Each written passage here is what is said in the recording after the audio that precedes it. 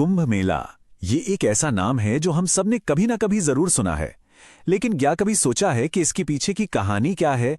इसका जो इतना विशाल रूप है उसका मतलब क्या है? तो चलिए आज इसी पर थोड़ी बात करते हैं और इस पूरे आयोजन को थोड़ा और करीब से समझते हैं। इसे दुनिया का सबसे बड़ा मानव समागम कहा जाता है।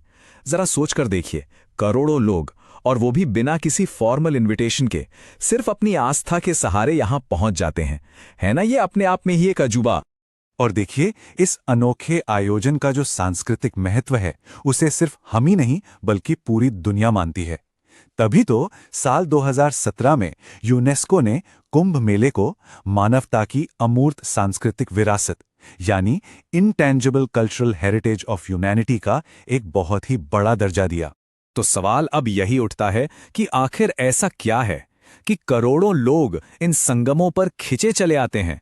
क्यों इकट्ठा होते हैं? इस क्यों का जवाब ना एक बहुत ही दिलचस्प और पुरानी पौराणिक कथा में छिपा हुआ है। तो वो कथा है समुद्र मंथन की। जी हां, इस पूरे आयोजन की जड़ें इसी समुद्र मंथन की कहानी से जुड़ी हुई हैं। ये वही कहानी है जो देवताओं, असुरों और अमरता के अमृत के चारों तरफ घूमती है। अच्छा, कहानी में आगे बढ़ने से पहले चलिए सबसे पहले इस शब्द को ही समझते हैं, कुंभ। इसका सीधा सा मतलब होता है एक घड़ा या फिर कलश। और ये कोई आम घड़ा नहीं, ये वही खास कलश है जिसमें समुद्र मंथन से निकला अमृता का अमृत रखा था। तो कहानी कुछ यूं है कि देवताओं और असुरों ने मिलकर अमृत पाने के लिए समुद्र मंथन किया। अब जैसे ही अमृत का कलश बाहर आया, उसे पाने के लिए दोनों पक्षों में, मतलब देवताओं और असुरों में, एक जबरदस्त संघर्ष छिड़ गया। और कहते हैं कि इसी छीना झपटी के दौरान उस कलश से अमृत की 4 बूंदें छलककर पृथ्वी पर 4 अलग अलग जगहों पर गिर गई। और बस जिन 4 जगहों पर अमृत की वो बूंदें गिरी थी ना, वही आज कुंभ मेले के 4 सबसे पवित्र धाम बन गए। तो ये 4 पवित्र स्थान कौन कौन से हैं? देखिए, पहला है उत्तर प्रदेश में प्रयागराज, जहां गंगा, यमुना और अदृश्य सरस्वती का संगम है। दूसरा है उत्तराखंड में हरिद्वार, गंगा नदी के तट पर। तीसरा मध्य प्रदेश में उज्जैन, क्षिप्रा नदी के किनारे बसा हुआ। और चौथा है महाराष्ट्र का नासिक, जो गोदावरी नदी के तट पर है।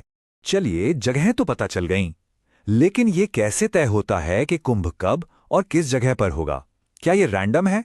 नहीं, इसका पूरा का पूरा आधार ज्योतिष और ग्रहों की एक बहुत ही खास स्थिति पर टिका होता है। हर कुंभ का समय ग्रहों की एक खास जुगलबंदी पर तय होता है।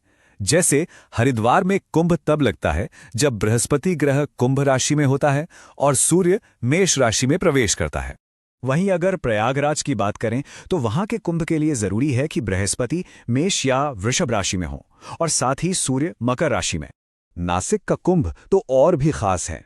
ये तब होता है जब बृहस्पति और सूर्य दोनों ही सिंह राशि में एक साथ होते हैं। और पता है, इसी वजह से इसे सिंहस्थ कुंभ भी कहते हैं। और आखिर में उज्जैन, यहां कुंभ के लिए बृहस्पति का सिंह राशि में और सूर्य का मेष राशि में होना जरूरी है। तो आप देख रहे हैं कैसे ये पूरा आयोजन आस्था और खगोल विज्ञान यानी एस्ट्रोनॉमी का एक अद्भुत संगम है। और इसी संगम में डुबकी लगाने के लिए कुछ खास लोग भी आते हैं। जी, हम बात कर रहे हैं अखाड़ों और नागा साधुओं की। ये कुंभ मेले की एक ऐसी खास पहचान है कि इनके बिना इस पूरे आयोजन की कल्पना करना भी मुश्किल है। कुंभ का जो सबसे मुख्य आकर्षण होता है वो है शाही स्नान। ये वो पल होता है जब अलग अलग अखाड़ों के साधु संत एक तय मुहूर्त पर सबसे पहले पवित्र नदी में स्नान करते हैं। ये जो अखाड़े हैं, ये असल में प्राचीन काल में धर्म की रक्षा के लिए बने संगठन थे, जो आज आध्यात्मिकता के बहुत बड़े केंद्र बन चुके हैं। अब ये मेला कोई नई बात नहीं है। इसका इतिहास तो सदियों बल्कि हजारों साल पुराना है। सोचिए, इसका जिक्र ऋग्वेद जैसे प्राचीन ग्रंथों में मिलता है। फिर 7वीं सदी में चीन के यात्री हुएनसांग ने भी अपने लेखों में प्रयाग के एक ऐसे ही भव्य आयोजन के बारे में लिखा था। बाद में 8वीं सदी में आदि शंकराचार्य जी ने इन अखाड़ों को एक साथ लाकर उन्हें संगठित किया और इस मेले को एक नया स्वरूप दिया। और फिर जैसा कि हमने पहले भी बात की, 2017 में यूनेस्को ने इसे वैश्विक धरोहर का सम्मान दिया। तो इसका मतलब यह हुआ कि कुंभ सिर्फ नदी में एक डुबकी लगाने का पर्व नहीं है। नहीं, इसका एक बहुत गहरा दार्शनिक और सामाजिक महत्व भी है। ये वसुधैव कुटुंबकम की जो भावना है उसका एक जीता जागता उदाहरण है। वसुधैव कुटुंबकम, यानी ये पूरी दुनिया ही एक परिवार है। और सबसे दिलचस्प बात पता है क्या है? कुंभ में आके ना हर तरह का भेदभाव मिट जाता है। यहाँ कोई राजा नहीं, कोई रंक नहीं, कोई गृहस्थ नहीं, कोई सन्यासी नहीं। सबके सब एक ही पवित्र जल में एक साथ डुबकी लगाते हैं। ये इस गहरी सच्चाई को दिखाता है कि आस्था के उस जल में हर कोई एक बराबर है, समान है। और अगर थोड़ा और गहराई से सोचें तो ये जो समुद्र मंथन की कहानी है ना, ये कहीं ना कहीं हमारे अपने अंदर के संघर्ष की ही कहानी है।